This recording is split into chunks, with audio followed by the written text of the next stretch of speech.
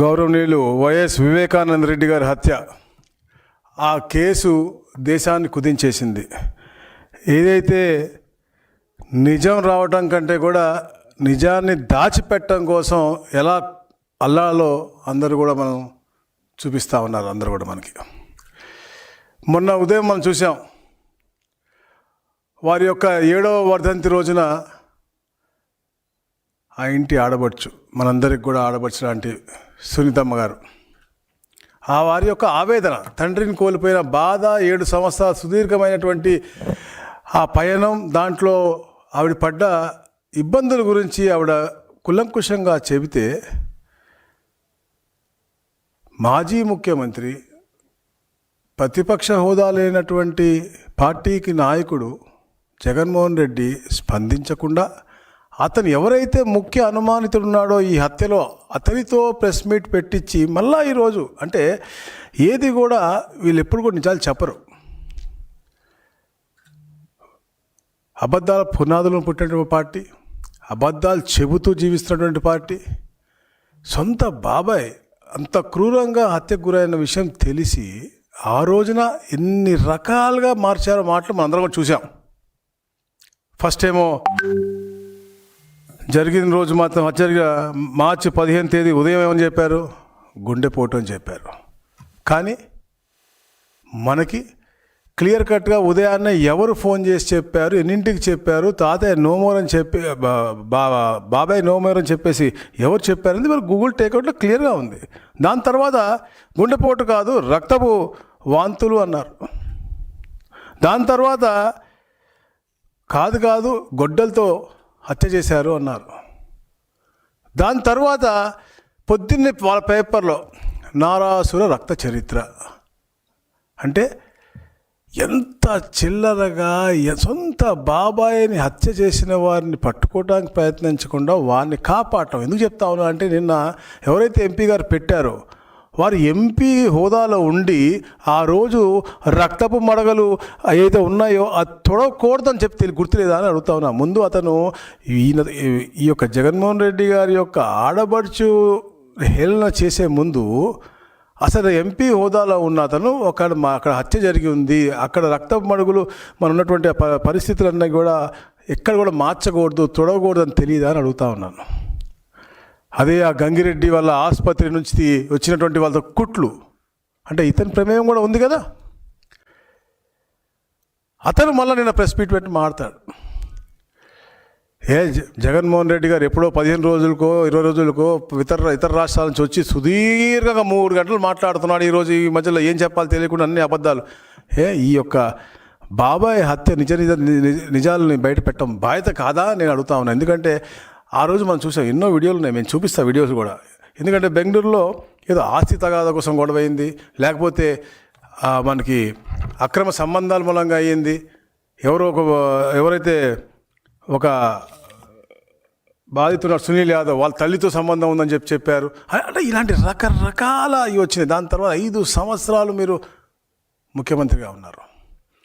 మీరు అపోజిషన్లో ఉన్నప్పుడు దీని గురించి మాట్లాడదని చెప్పేసి గ్యాగ్ ఆర్డర్ తెప్పించుకుంటారు. రాష్ట్ర ప్రభుత్వం నమ్మకం లేదు, సిబిఐ కావాలంటారు. ప్రభుత్వం రాగానే మాకు సిబిఐ వద్దు అంటారు. అవినాష్ రెడ్డి ప్రమేయం ఉంది అని చెప్పి ఆ రోజు కర్నూలులో ఆసుపత్రి దగ్గరికి సిబిఐ వాళ్ళు వెళ్తే బాంబులు వేస్తామని బెదిరిస్తారు. మీరు ఇక్కడ ముఖ్యమంత్రిగా ఉండి అతను కాపాడే ఎంత కళ్ళ ముందు మనకు కనపడతా ఉంది. ఎన్ని రకాలుగా మీరు మార్చారు.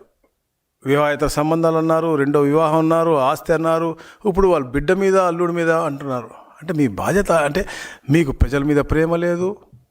ప్రజలను కూడా ఎటు ఉద్దేశాలు మనం చూస్తూ ఉన్నాం. మీరు ఎప్పుడు వచ్చినా కూడా కేవలం మీకు అనువాయులు, ఎవరైతే మీకు ఆస్తులు దోచిపెట్టారో వాళ్ళ ఇళ్ళల్లో ఇబ్బందులు ఉన్నా లేదా పిల్లలున్నా వెళ్తున్నారు తప్ప ఎక్కడ కూడా ఒక్క పేదవాడింటికి కానీ, ఒక కార్యకర్త కానీ, ఒక ప్రజల సమక్షంలో ఒక కార్యక్రమానికి కానీ వెళ్ళారా అడుగుతా ఉన్నా. 20 నెలల్లో ఎక్కడ కూడా ప్రజల కోసం వెళ్లకుండా కేవలం బలప్రదర్శన చూపించి, పెళ్ళిళ్ళకు కూడా వెళ్ళి బలప్రదర్శన చూపించుకోవాలి తప్ప ఎక్కడ కూడా మనకి ఏమీ కనపడే పరిస్థితి. నేను అదే మీకు అందరు కూడా తీవ్ర ఒక బాధతో చెప్తా ఉన్నా. ఎందుకంటే మేము కూడా వచ్చి ఇప్పటికి 18 నెలలు అవుతా ఉంది. సబ్జుడీస్ కాబట్టి తప్పకుండా కోర్టు నుంచి ప్రాపర్గా జడ్జ్మెంట్ వస్తుందని మేము ఆశిస్తూ ఉన్నాం. అరే ఒక ఆడ కూతురు ఆవిడ బాధ చెప్తా ఉంటే దాన్ని కూడా హేళన తీసుకుని వచ్చి అంటే మీరు ఇంకా ఇప్పుడు కూడా మారా ఈ రాష్ట్రం సుభిక్షంగా ఉండాలా, పెట్టుబడులు వస్తూ ఉన్నాయి, బాగుండాలని చెప్పి తప్పంతా పనిచేస్తున్న ప్రభుత్వం ఇది. ప్రభుత్వం మీద బురద వేయటం, ఇంట్లో ఆడ కూతుర్లను కూడా మీరు వదలట్లే అంటే నిజంగా చాలా బాధగా ఉంది. మీరు ముందు కూడా ఈ వీడియోస్ కూడా చూడాల్సిన ఆవశ్యకత ఉంది. ఎందుకంటే వారి యొక్క మాటలు మార్పిడి. సెక్యూరిటీ లేదు ఆయనకు. అసలు ఆయన ఎంత సౌమ్యుడు అంటే ఆయనకు అసలు గొడవలు లేవు. ఎక్కడికైనా కూడా పాపం ఒకడే పోయి ఎవరి దగ్గర ఏ కలెక్టర్ ఆఫీస్ దగ్గరికైనా పోతాడు, ఏ ఎంఆర్ ఆఫీస్ దగ్గరికైనా పోతాడు. ఎవరన్నా వచ్చి అడిగితే ఎక్కడికైనా కానీ పాపం వెళ్ళిపోయే రకం. అంత సౌమ్యుడు, అంత మంచి వ్యక్తి. నిజంగా అంత మంచి వ్యక్తికి కూడా ఇటువంటి పరిస్థితి రావడం అన్నది నిజంగా అన్నిటికన్నా బాధాకరమైన అంశం ఇది.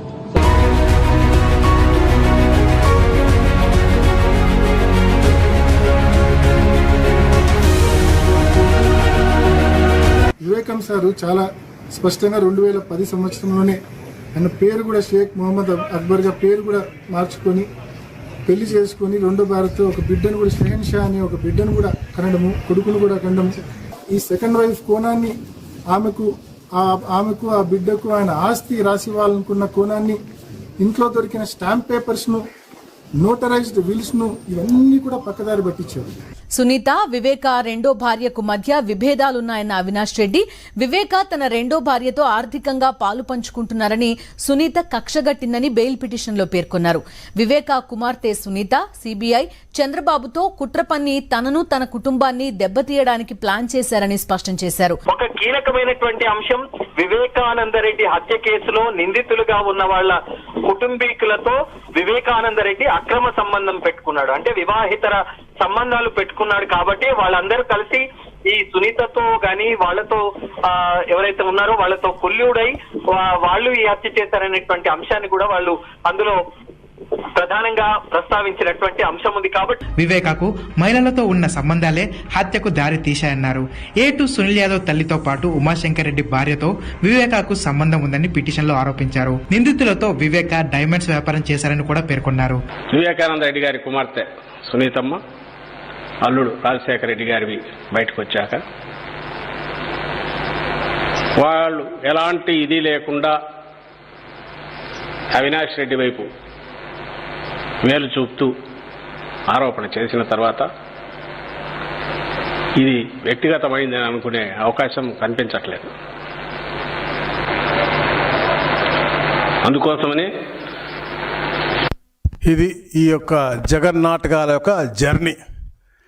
స్టార్టింగ్లో మంచివారు, సౌమ్యులు, ఎవరికి హాని చేయరు అని చెప్పిన బాబాయ్ ఆఖరికి అతన్ని ఒక కుట్రదారుడుగా, దొంగగా చిత్రీకరిస్తూ ఉన్నారు. అసలు నిజంగా చెప్తున్నాను, ప్రేమ, అభిమానం, ఆప్యాలు ఎటు ప్రజల మీద లేదు, ఆంధ్ర రాష్ట్ర ప్రజల మీద లేదు, కుటుంబ సభ్యుల మీద, ఇంట్లో ఆడపడుచుల మీద ఉండాలి కదా అని అడుగుతా ఉన్నాను. అతనికి అసలు అలాంటి హోదాలు ఉండే అర్హత ఉందా అని అడుగుతా ఉన్నాను.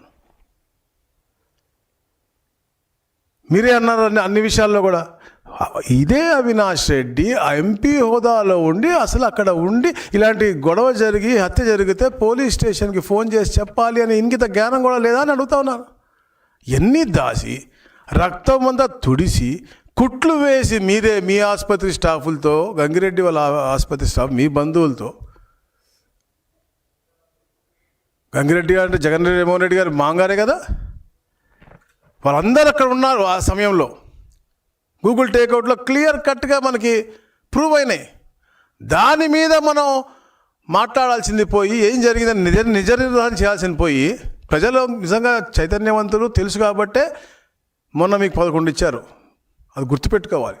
ఆ రోజులో మీరు అబద్ధాలు చెప్పి, ఇలాంటి అబద్ధాలు ఎన్నో చెప్పి మీరు 2019 వచ్చినా కూడా 2024లో చేసినటువంటి అరాచకాలతో పాటు ఇలాంటి హత్యలు, ఇట్లాంటి జగన్ నాటకాల మూలంగా మీకు 11 వచ్చినాయి. రాబోయే రోజు ఇళ్ల ముందుకు కూడా రాని పరిస్థితి. రాష్ట్రంలో మీరు ప్రతి దగ్గర కులాల మధ్య మతాల మధ్య అన్ని ప్రాంతాల మధ్య చిచ్చు పెట్టాలని చూస్తూ ఉన్నారు. అవి కూడా నడవని చెప్పి మీ అందరికీ కూడా గట్టిగా తెలియజేస్తూ, తప్పకుండా ఏదైతే వివేకానంద రెడ్డి గారి హత్య ఉందో దాని యొక్క జడ్జిమెంట్ త్వరగా వస్తుందని, తప్పకుండా ఆడబిడ్డకి న్యాయం జరుగుతుందని చెప్పి కూడా మేము పూర్తిగా ఆశిస్తూ ఉన్నాం. మీరు కూడా బాధ్యత తీసుకుని, ఆడపడుచు ఒక ఆవేదన తెలుసుకుని ఆడపడుచులకి అండగా ఉండాలని చెప్పేసి కూడా మీకు హెచ్చరిస్తా ఉన్నాను. మార్చి 16, 2019 సునీత స్టేట్మెంట్ ఒకసారి చూస్తే మీకే అర్థమవుతుంది. గుండెపోటు థియరీ అనేది పుట్టించిందే సునీతక్క భర్త రాజశేఖర్ అండ్ సునీతక్క వాళ్ళ బ్రదర్ ఇన్లా అంటే వివేకానంద రెడ్డి గారి బ్రదర్ ఇన్లా నర్రెడ్డి శివప్రకాష్ రెడ్డి, ఎవరైతే నాకు ఫోన్ చేసి క్రైమ్ సీన్కు పొమ్మని చెప్పారో ఆయన. ఈ రోజు అర్ధరాత్రి వైఎస్ వివేకానంద రెడ్డి గుండెపోటు రావడంతో ఆయన మృతి చెందారని చెప్పి మనకు ప్రాథమికంగా సమాచారం అందుతుంది. మొత్తం మీద అయితే ఆయన మాజీ మంత్రిగా చేశారు, అదేవిధంగా 2 సార్లు ఎంపీగా చేశారు. వైఎస్ రాజశేఖర రెడ్డికి అన్నింటా తోడుగా నీడగా నిలిచినటువంటి వ్యక్తి. అయితే నిన్న రాత్రి అనారోగ్య కారణంగా గుండెపోటు వచ్చినట్టుగా చెప్తున్నారు. అంటే పూర్తిగా కారణాలు ఏంటనేది మనకు కూడా వివరాలు అందలేదు. మొత్తం మీద అయితే ఆయన చనిపోయారనేటువంటి వార్త అయితే ఇట్లా ప్రతి ఒక్కటి కూడా దొరికిపోయిన తర్వాత కూడా నేను చెప్పా ఇందాక, వాళ్ళు ప్రభుత్వం లేనప్పుడేమో సిబిఐ కావాలి, ఇంకా రాష్ట్ర ప్రభుత్వం మీద నమ్మకం లేదు అన్నారు. ప్రభుత్వం రాగానే సిబిఐ వద్దు అన్నారు. వాళ్ళు అరెస్ట్ చేయడానికి వస్తే, ఎందుకంటే అవినాష్ రెడ్డి అనే మనిషి దాంట్లో పూర్తి ప్రమేయం ఉందని చెప్పి నిర్ధారణతో వస్తే వాళ్ళకి బాంబులు వేస్తామని చెప్పి బెదిరించారు. వాళ్ళ మీదే కేసులు పెట్టారు, వాళ్ళనే తరిమేసే విధంగా చేశారు. తప్పకుండా న్యాయం అనేది ఎప్పటికైనా గెలుస్తుంది.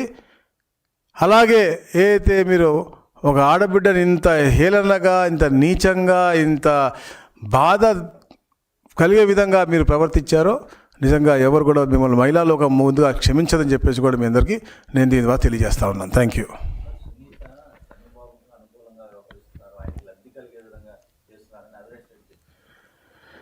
సునీత గారికి ఇప్పుడు చంద్రబాబు నాయుడు గారు అనే మనిషి ఎప్పుడు కూడా హత్య రాజకీయాలకి ఎప్పుడు కూడా వ్యతిరేకి. చరిత్రలో ఎప్పుడు కూడా చంద్రబాబు నాయుడు గారు హయాంలో ఎక్కడ కూడా జరిగిన వీదే ఈ హత్యలు చేసి నారాసుర రక్త చరిత్ర అని చెప్పేసి ఆయన మీద బురదైపోయారు తప్ప ఎప్పుడు కూడా లేదు. ఒక సామాన్య ఆడబడుచుకు జరిగిన ఎవరైనా కానీ ఆడబడుచుకు ఇబ్బంది జరిగిందంటే వాళ్ళకి రక్షగా ఉండాలని చెప్పే లక్ష్యంతో ఉండేటువంటి పార్టీ తెలుగుదేశం పార్టీ. ఎప్పుడు అంటే డిసిప్లిన్ ఉన్నటువంటి పార్టీ తెలుగుదేశం పార్టీ, సిద్ధాంతం ఉన్నటువంటి పార్టీ తెలుగుదేశం పార్టీ. వాళ్ళు అట్లా కాదు, వాళ్ళది రక్తపు మడుగుల్లో అబద్ధాల్లో పుట్టినటువంటి పార్టీ వాళ్ళది. మనం చూసాం అప్పుడు ఎంతమంది సలాం ఆత్మహత్య అవ్వచ్చు, సింగయ్య అవ్వచ్చు, సుధాకర్ అవ్వచ్చు, అమర్నాథ్ గౌడ్ అవ్వచ్చు, ప్రతి ఒక్క దగ్గర కూడా చేస్తారు. ఈరోజు కూడా ప్రశాంతంగా ఉన్న ఆంధ్రప్రదేశ్లో కూడా ఎక్కడో దగ్గర ఏదో చిల్లు చెప్పాలని చెప్పేసి ఇర్రాపరప్పాలని తొప్పలని అని చెప్పేసి ఎవరు ప్రేరేపించేది? అది వాళ్ళ తత్వం. ఇప్పుడు కుటుంబం గురించి మామూలుగా మాట్లాడు, కానీ సొంత బాబాయ్ 5 సంవత్సరాలు ముఖ్యమంత్రిగా ఉన్నారా? ఎవరు చనిపోయారు, ఎవరు చంపారు తెలుసుకోవాలి. బాధ్యత లేదా? సో ఇంట్లో తల్లి చెల్లి అంటే వాళ్ళ వ్యక్తిగత విషయాలు, ఆస్తి పంపకాలు మనకు సంబంధం లేదు. నీ బాబాయ్ కూతురు నీ చెల్లే కదా, చంపారు కదా. మీతో పాటు మీ నాన్నగారితో పాటు ఇన్ని సంవత్సరాలు ఉన్నారు కదా. మీరే మొట్టమొదటి చెప్పారు కదా సౌమ్యుడు మంచివారు అది ఇది అని. మనం చనిపోయినప్పుడు మీరు దాన్ని ఛేదించి పట్టుకుని వాళ్ళు శిక్షించాల్సిన బాధ్యత మీకు లేదా? అంటే నీ బంధువు అయి ఉంటేనో లేకపోతే నీ బాగా దగ్గర ఉన్నటువంటి ఎంపీ అయితే నువ్వు వదిలేస్తారా? అట్లాంటి ప్రజలు గమనిస్తూ ఉన్నారు. తప్పకుండా మొన్నే చూపించారు మీకు. రాబోయే రోజుల్లో కూడా తప్పకుండా ప్రజలందరూ కూడా మీకు తగిన గుణపాఠం పెడతారు. ఇలాంటి ఎవరినో రెచ్చగొట్టి ఇట్లా ఆడకూతుల్ని ఇలా అంటాను చాలా మాకేం ఆవిడంటే మాకు ప్రత్యేకమైన ఇది లేదు. కానీ మా బాధ్యత, ఈ రాష్ట్రంలో ఒక హత్య జరిగిందంటే ఆ హత్య అనేది అంటే ఈ రాష్ట్రంలో జరగకూడదు. ఇలాంటి హత్యలకు తప్పకుండా పరిష్కారాలన్నీ కూడా అవ్వాలి, శిక్షింపబడాలనే తప్పంతో మేము పనిచేస్తాం తప్ప, మా ప్రభుత్వం పనిచేస్తాం తప్ప ఎక్కడ కూడా ఎవరి వైపు కూడా పక్షపాతం మాకు ఉండదు అని చెప్పి తెలియజేస్తాం. Thank you.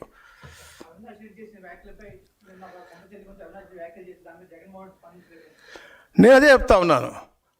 వేరే రాష్ట్రాల్లో తిరుగుతూ ఉంటాడు, బెంగళూరు పోతాడో తెలియదు, ఢిల్లీ పోతాడో తెలియదు. రాష్ట్రంలో ఏం జరిగినా కూడా 15 రోజుల తర్వాత వస్తాడు. వచ్చి 15 రోజుల సంగతి అంతా ఒక మ్యాట్నీ షోనో పెద్ద లాంగ్ సినిమా, దురంధర్ సినిమా 3.5 గంటలు అట్లా 3.5 గంటల సేపు ప్రెస్ మీట్. అక్కడ ఏదన్నా ప్రజాహితం కానీ ప్రజా ఉపయోగపడే ఒక సబ్జెక్టు ఉండదు. ఊరికైనా బురద చాలటం. వాళ్ళ ప్రభుత్వం మీద ఉన్నటువంటి బ్యాడ్ కాగ్ రిపోర్ట్ 4 ఉంటే అవన్నీ మాట్లాడు. ఎందుకు పోలవరం పోయిందంటే దాని గురించి మాట్లాడు. ఏదో ఒకటి బురద మాత్రం మన మీద వేయడం కోసం మా పార్టీ మీద. ఇప్పుడు ప్రజలు శాంతంగా ఉంటే వాళ్ళని చెడగొట్టం తప్ప చేయడు. ఇది బాబాయ్ హత్య, వాళ్ళ తోబుట్టు అంటే బాబాయ్ కూతురు, సోదరి, ఇంటి ఆడపడుచు, ఆమె మీద ఇంత ఘాటుగా స్పందిస్తే వాళ్ళ ఎంపీ మాట్లాడకుండా ఈరోజు మళ్ళీ వాళ్ళ నాయకులు ఎక్కడ పడితే అక్కడ చిల్లర వ్యవహారాలు చేస్తూ ఉంటారు రాష్ట్రం అంతటా కూడా. వాళ్ళకి ఒక జెండా లేదు. మనకి మన ఎజెండా అంటే పబ్లిక్, మనకి పబ్లిక్ సురక్షితంగా ఉండాలి, పబ్లిక్ మంచిగా ఉండాలి, అది మన ఎజెండా. ఆ జెండా ఒక బూతు, వాళ్ళ ఎజెండాని ఒక బూతు. Thank you gentlemen, thank you.